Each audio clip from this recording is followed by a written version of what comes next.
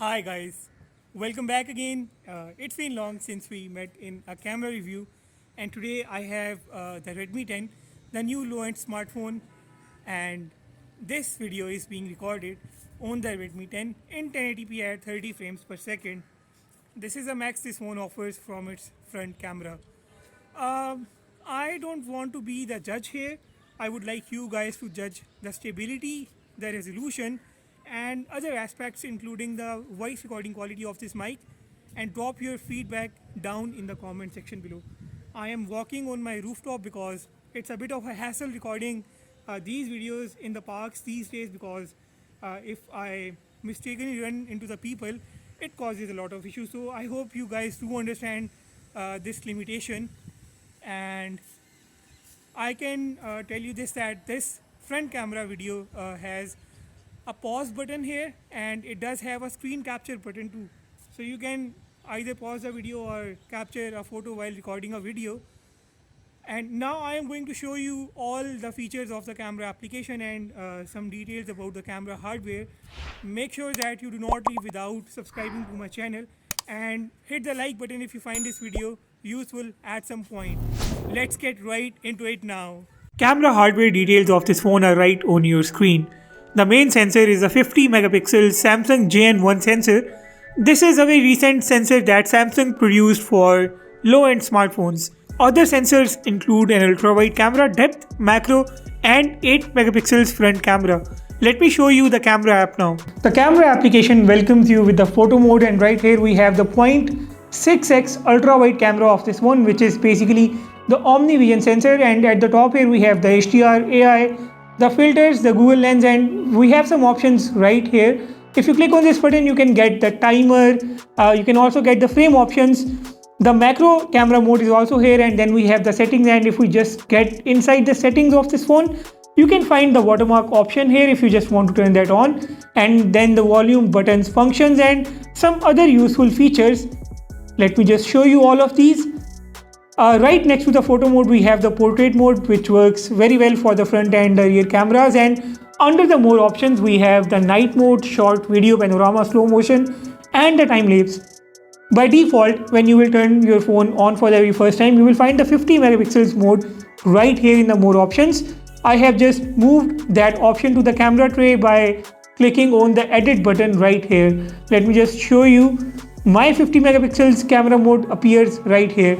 Towards the extreme left, we have the Pro mode of the phone. The Pro mode does not have the RAW option. However, you can capture high-end 50 megapixels images. In the Pro mode of this phone, we have the focus peaking, exposure verification, and grid line options in the Pro mode. The Pro mode does not work for the front camera either. We have some filters right here. If you want to learn more about the options in the Pro mode, you can just click on this I button appearing right here, and it will guide you about all the options in the Pro mode. The 50 megapixels mode, well, it's a high resolution mode. In this mode, you won't be able to use the AI HDR, and you won't be able to zoom in or zoom out either. This mode will capture big in size images that will have higher details. I'll show you the images later in this video. And if we take a look at the video mode, let me just show you the front camera video resolution first.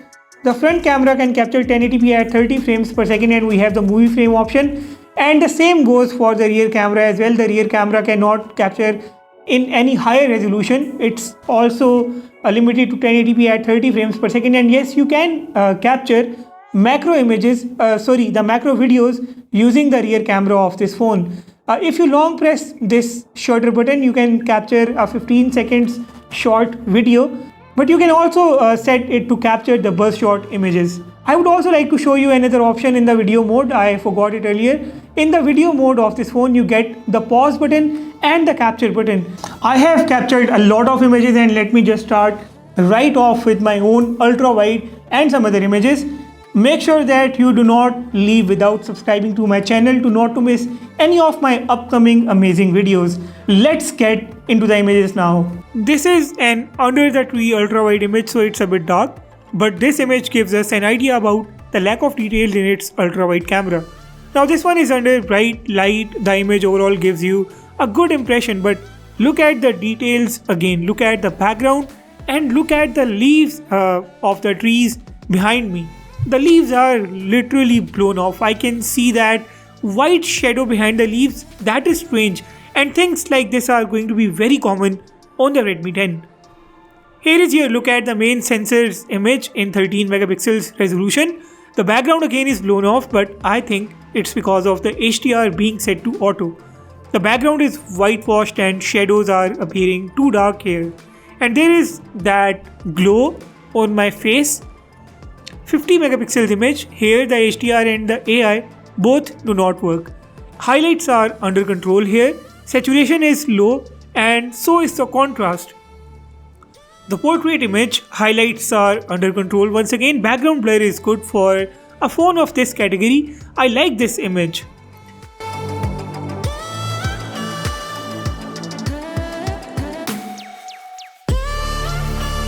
Here is your look at 13 megapixels and 50 megapixels modes side by side. In the 13 megapixels mode, as I said, the HDR is set to auto and it doesn't work in the 50 megapixels mode. The 50 megapixels mode image is a bit dull but has the brightness. Highlights are under control with higher details. The 13 megapixels image has poor details, blown off highlights, just like I said earlier. Now this is your look at all the images side by side. The ultra wide image from a distance gives you the best colors. Portrait image is also good. The 50 megapixels image has highest details among all the images, and I have already explained the 13 megapixels image. I will now show you some ultra wide and normal images. There is such a huge shift in the colors of both sensors. If this phone had a slightly better ultra wide camera sensor, it would have made it extremely good. But keep in mind what you are paying for this device. Having an ultra-wide camera regardless of quality is nothing short of a blessing on such a phone. Let me now show you some normal 13 megapixels images and the 50 megapixels images.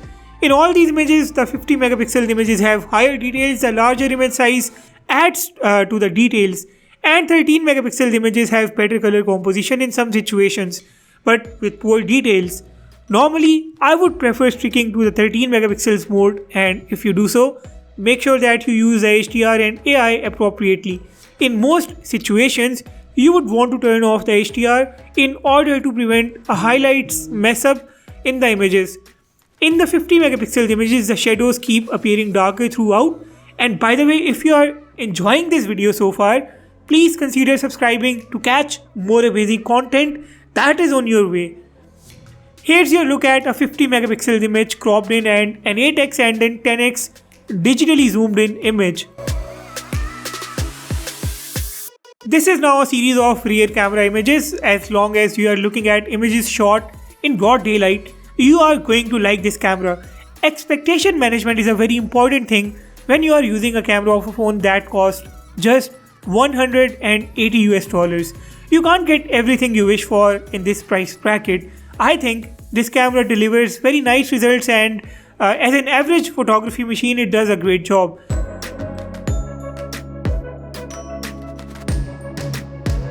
It does mess up the colors at times. It can make red color look pink. Shadows can go extremely dark, and it can definitely blow off the highlights too. And sometimes the edge detection is poor, but overall it can still be used to capture memories, and I think that's going to be more than enough. The camera performs nicely indoors too, and it can easily separate the subject from the background, adding that depth effect when needed.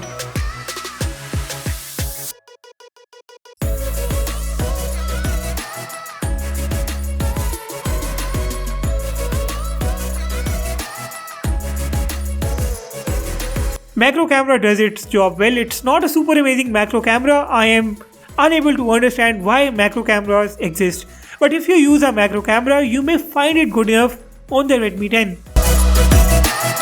Let's take a look at the night mode images.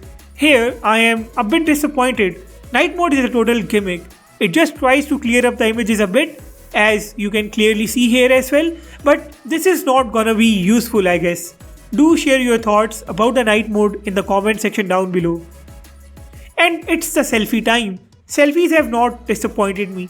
I like the selfies. I find these images slightly soft, details are not so great, but the saturation and the color tone is on point. The images look very nice. This is a Sony sensor on the front, and Sony sensors generally have very good color output. It can be seen here as well. Redmi 10 might not have the best edge detection, but it definitely produces vibrant, nice looking and eye-catching selfies. I think most people are going to pick this phone for good selfie shooter on a budget. Let me know if you guys agree, and if you have loved this camera review so far, smash that subscribe button. And before I forget, here are the rear camera video samples. Ultra wide video first, it's a super shaky video, and I am walking on my rooftop. And by the way, this is super shaky because there is no optical or electronic image stabilization in this phone. But wait until you see the normal video, because that's going to be even more shaky.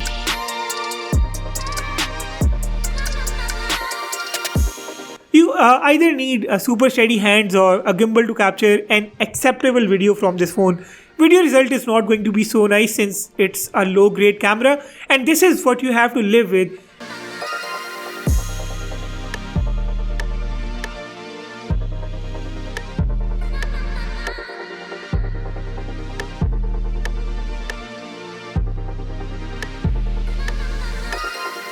And with this we reach the conclusion. As I mentioned earlier, expectation management is the most important thing when you are buying such a phone. When you are investing $180 in a phone like the Redmi 10, you are not going to pay for the camera only. You are actually paying for the overall value for money proposition of this phone. This is a low-end phone that costs a very small amount of money, and it uses the image processing of MediaTek chipset, which is not the best, but it does bring a good camera sensor on the front and at the back. So overall, you can use it as your daily photography driver. I wouldn't say it's a phone a professional photographer would use, but if you use your phone's camera to share work-related images, the Redmi 10 can definitely suffice. And just like I said, its other aspects matter more than its camera. So if you look at it with the overall value for money proposition, it's a very good device. I would also like to hear you out, so feel free to drop your feedback and constructive criticism down in the comments below. Hit the like button and subscribe if you haven't yet. With that being said, I will sign off and see you all in the next one.